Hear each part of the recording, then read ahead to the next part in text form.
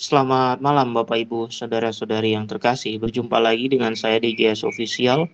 Pada malam hari ini kita akan membahas satu topik yang menurut saya perlu kita apresiasi dan kemudian perlu kita perhatikan bahwa apa yang disampaikan oleh Romo dari GGOC, yaitu Romo Daniel Bambang Biantoro. Kalau Bapak Ibu belum tahu GGOC itu aja apa, itu bisa di googling ya, Gereja Ortodoks Yunani Sejati. Dan Romo Daniel Bambang Biantoro adalah salah satu tokohnya yang saat ini ada di Indonesia. Dan beberapa saat yang lalu saya menonton videonya, dan di dalam video itu ternyata beliau menanggapi apa yang selama ini menjadi obrolan di publik mengenai siapa yang disalib, Tuhan atau Yesus, Tuhan atau manusia gitu ya kira-kira. Nah, kemudian beberapa teman mengatakan bahwa apa yang disampaikan oleh Romo Daniel Bambang Biantoro di dalam video ini sebenarnya tidak jauh berbeda dengan apa yang disampaikan oleh Romo Deso.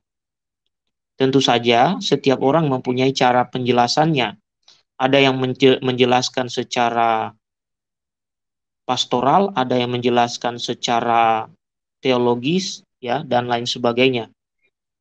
Nah, malam hari ini kita akan mencoba melihat di mana sebenarnya persamaan ataupun paling tidak di mana pernyataan dari Romo Daniel Bambang Biantoro ini yang terkait atau yang benar menjelaskan ataupun memberi pendasaran dengan apa yang disampaikan oleh Romo Deso.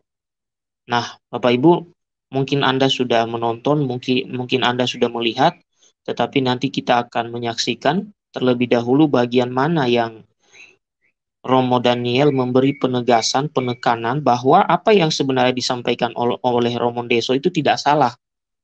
Karena pertanyaannya siapa? Kecuali pertanyaannya apa?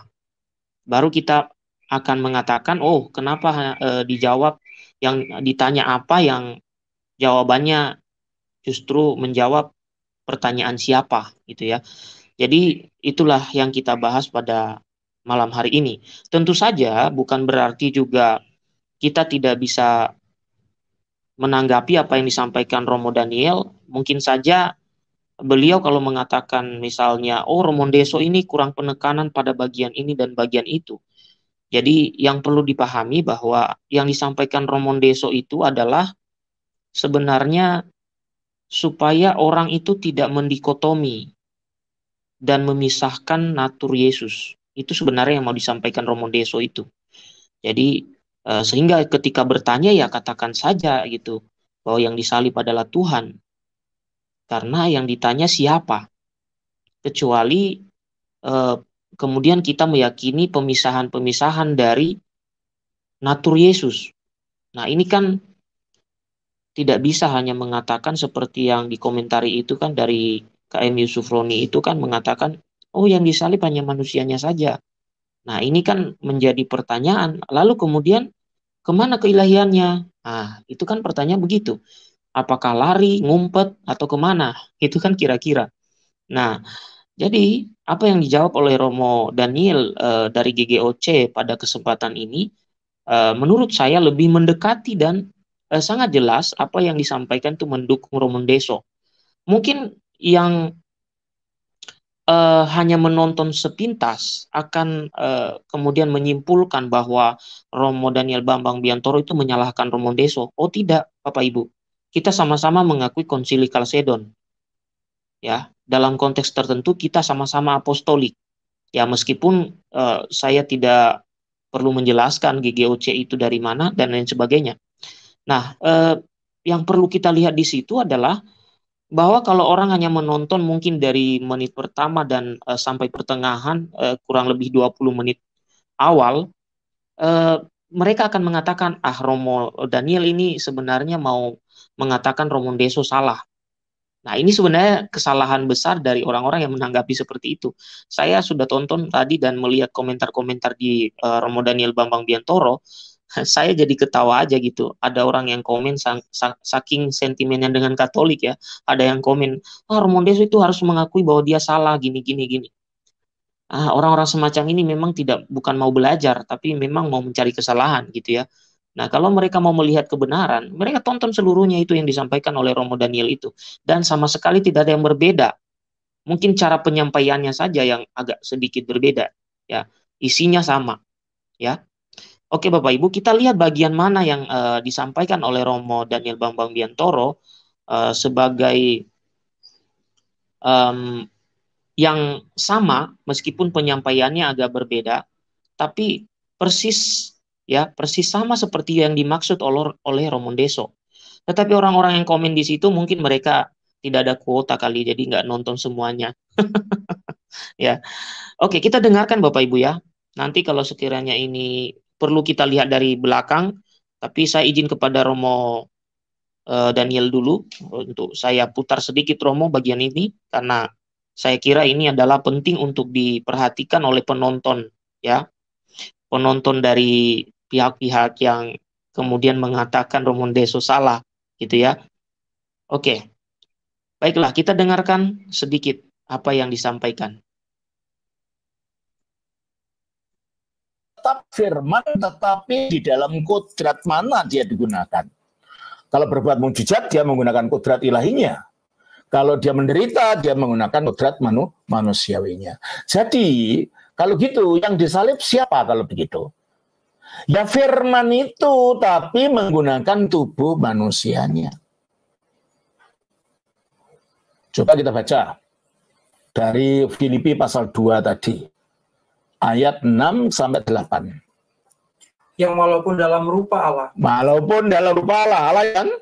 Terus? Dia menganggap kesetaraan dengan Allah itu sebagai milik yang harus dipertahankan. Nah, dia tetap dalam rupa Allah, hanya tidak ditunjukkan.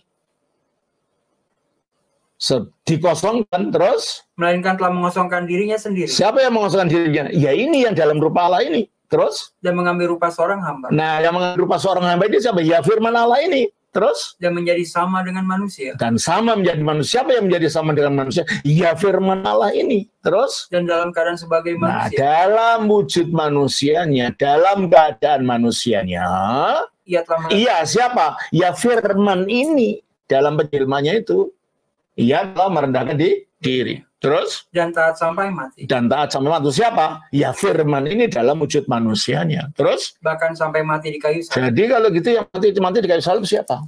Firman melalui kodrat manusianya. Sebab kalau hanya manusianya saja yang disalib, manusia yang disalib tidak bisa menyelamatkan siapa-siapa. Kadang tidak bisa bangkit. Hanya kalau Allah, yaitu firman Allah yang menjelma mengenakan kemanusiaan yang disalibkan, itulah yang dapat menyelamatkan. Karena hakikatnya adalah firman Allah yang punya kuasa keilahian, sehingga dengan disalib dia bisa bangkit gitu. Kalau tidak ada keilahiannya, dari mana dia bisa bangkit? Makanya kalau Romo Deso mengatakan yang disalib adalah Tuhan, harus ditambah Tuhan dalam kodrat kemanusiaannya melalui inkarnasinya, bukan Tuhan dalam artinya utuh Tuhan begitu. Lagi kalau kita ingat kata Tuhan yang dikenakan pada Yesus tidak otomatis artinya Allah. Ya kalau orang dari luar menganggap Tuhan ya Allah, Allah ya Tuhan. Kalau Alkitab enggak mengatakan gitu. Yesus disebut Allah kalau dilihat dari sisinya sebagai firman Allah. Mari kita lihat di dalam Roma pasal yang ke-10, ayat 9 dan 10. Sebab jika kamu mengaku dengan mulutmu bahwa Yesus adalah Tuhan. Siapa yang Tuhan? Yesus. Yesus. Terus? Dan percaya dalam hatimu bahwa Allah telah membangkitkan dia. Siapa yang Tuhan? Yesus. Siapa yang membangkitkan Tuhan Yesus ini dari mati? Allah. Kalau gitu kata Tuhan dan Allah sama nggak artinya? Enggak. Tuhan itu yang dibangkitkan, yaitu Yesus. Allah itu yang membangkitkan. Kalau gitu apa bedanya kata Tuhan untuk Yesus dan kata Allah sini? Kita baca juga di dalam 1 Korintus 8 ayat 6. Bagi kita hanya ada satu Allah saja, yaitu Bapa. Siapa Allah? Bapa. Berapa? Satu. Satu. Terus? Yang daripadanya berasal segala sesuatu dan yang untuk dia kita hidup. Dan satu Tuhan saja, yaitu Yesus. Ya. Berapa Allah? Satu. Siapa? Bapa. Berapa Tuhan? Satu. Siapa? Yesus. Jelas kan? Berarti kata Tuhan dan kata Allah ternyata digunakan secara berbeda kalau itu kaitannya dengan Yesus. 1 Korintus 6 ayat 14. Allah yang membangkitkan Tuhan. Nah, ini kalau Tuhan dan Allah artinya sama. Kalimat itu tidak masuk akal. Gimana Pak Allah membangkitkan Tuhan itu artinya apa? Kecuali kita nggak ngerti bahasa Indonesia gitu loh.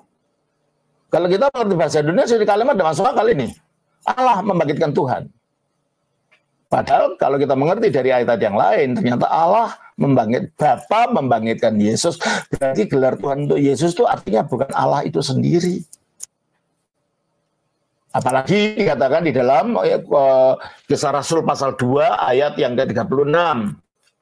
Jadi seluruh kaum Israel harus tahu dengan pasti bahwa Allah telah membuat Yesus. Nah, Allah telah membuat Yesus menjadi Tuhan. Tuhan. Berarti yang menurut ayat ini yang membuat Yesus jadi Tuhan itu siapa? Allah. Nah, maksudnya apa kalau begitu? Nah, untuk itu mari kita lihat perikopnya dari pasal 2 ini. Kita baca dari perikop Kisah Rasul 2 ayatnya 32 sampai 36. Yesus inilah yang dibangkitkan Allah. Nah, Yesus inilah yang dibangkitkan Allah. Nah, karena Allah ini adalah Bapa, di mana firman-Nya juga ada di dalamnya, dan rohnya ada di dalamnya. Maka ketika dikatakan Yesus itu dibangkitkan Allah, bukan saja Bapa yang membangkitkan dia, tapi dirinya juga membangkitkan dia, dan rohnya juga membangkitkan. Kebangkitan itu karya dari Tritunggal. Makanya dikatakan di dalam Yohanes pasal 10 ayat 17. Bapa mengasihi aku, oleh karena aku memberikan nyawaku untuk menerimanya kembali. Aku memberikan nyawaku, berarti aku yang merelakan diriku untuk mati. Terus? Tidak seorang pun mengambilnya dari. Nah, tidak seorang pun yang mengambil nyawanya Yesus dari Yesus. Bukan Bapa, bukan setan, bukan iblis, bukan dosa, bukan malaikat. Tapi? Melainkan aku memberikannya menurut. Nah, melainkan aku memberikan nyawa itu menurut kehendakku.